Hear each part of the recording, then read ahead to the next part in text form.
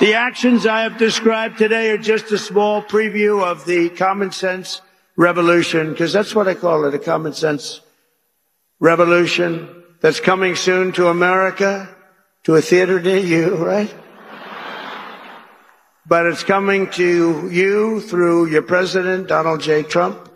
The people have given us their trust, and in return, we're going to give them the best day one, the biggest first week, and the most extraordinary first 100 days of any president in American history.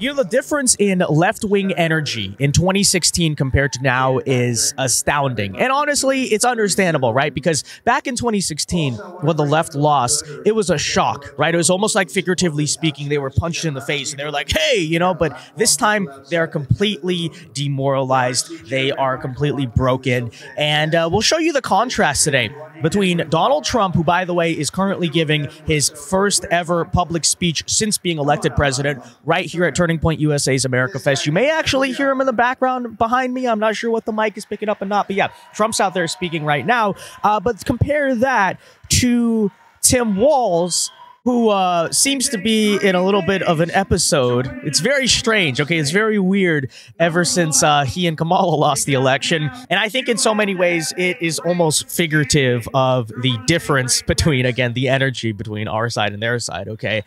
Because I'm sure many families across this country will attest.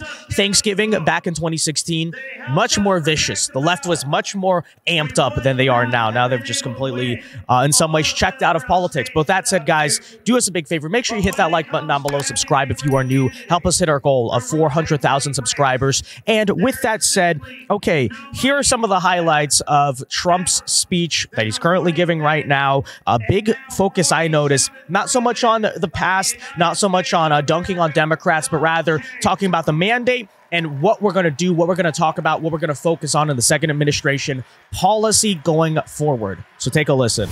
And for all of us standing before you today, I can proudly proclaim that the golden age of America is upon us. It is. And we're going to change it because your border is a disaster. Your border is a disaster, what's going on. And you just have a few days to wait. We're going to be fully operational, I would say, by about 2 o'clock on the 20th.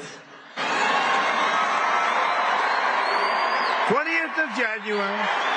The actions I have described today are just a small preview of the common sense revolution, because that's what I call it, a common sense revolution that's coming soon to America, to a theater near you, right? But it's coming to you through your president, Donald J. Trump. The people have given us their trust, and in return, we're going to give them the best day one, the biggest first week, and the most extraordinary first 100 days of any president in American history.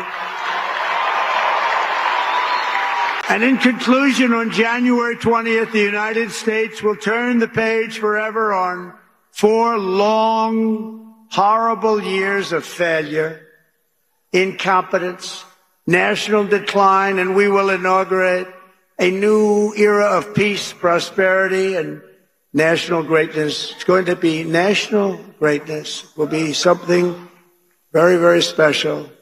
And you could use a little of that because you haven't seen any of it in 4 years. What's happened to our country is so sad. We're going to cut your taxes, end inflation, slash your prices, raise your wages, and bring thousands of factories roaring back to America and right back here to Arizona. Because yeah, so there you have it again. That's what it feels like to be a winner. You know, I'm gloating in this video, and I obviously am, but very glad that we are in this position right now and not the other side. Because, you know, Trump had a big line in the campaign that was sort of iconic for me, at least. It was that 2024 is our final battle. Okay, 2024 is our final battle. Now, obviously, that's sort of not true, right? It's kind of like political rhetoric. Obviously, there's going to be battles after 2024. There's going to be future presidential campaigns. But it was true in the sense that the Trump era has sort of brought a different energy, a different dynamic to politics. And really, 2024 was going to be the final referendum on this period of our lives, right? And it's never going to feel the same ever again. So that's to say, it was going to be really good if we won, which it obviously was. Okay, it felt so unbelievably satisfying. But as you're seeing right now on the left, whichever side lost was going to be just broken by it all, because obviously, again, 2024, in that way, metaphorically speaking, is the final battle. But if you ever wanted an example, guys, of just how broken, just how demoralized the left is at the current moment, let's check in on Tim Walz. Hey, everybody. Got home today, package in the mail. Addressed to me, Governor Walz, from Jimmy Kimmel Live. So I'm pretty excited. I'm hoping I didn't forget something at Jimmy Kimmel Live and they're just returning it. I would like to note, Jimmy, the care that was put into boxing this to sending it to me is heartwarming, as you can see. And just really excited to see what's in here. So let's take a look, people. Budget's tight at Jimmy Kimmel Live. Could have used a little more tape. No way! You have got to be kidding me. It's a tiny Tim Walz action figure. Right on the back with accessories. Cock gun, Beretta A400, cornhole, shooting trophies, many of them, and then, of course, in football. And there it is. Jimmy. This is the most thoughtful thing ever. I feel terrible about critiquing the wrapping. But there's one more thing in here. All the accessories to Tiny Tim. All right, Jimmy. This is the nicest thing anyone's ever given me. What was that? Okay. And to think, I feel like I've said this a million times, but to think, first of all, that Tim Walz was selected as VP because the logic is, oh, he's a folksy Midwestern white guy. He will appeal to white working class male voters in the Rust Belt because he's just like them. You think that buffoon is anything like them? Okay. No, the guy's just an absolute weirdo. It's strange. It's frankly kind of creepy. Jimmy Kimmel, as usual, is a weirdo, strange, and kind of creepy. But sending Tim Walz action figures now? Oh, tiny Tim Walz. Tim Walz is so amazing. Like, what's going on here? Are they trying to get this guy to run for president in 2028? Because I certainly hope they do, okay?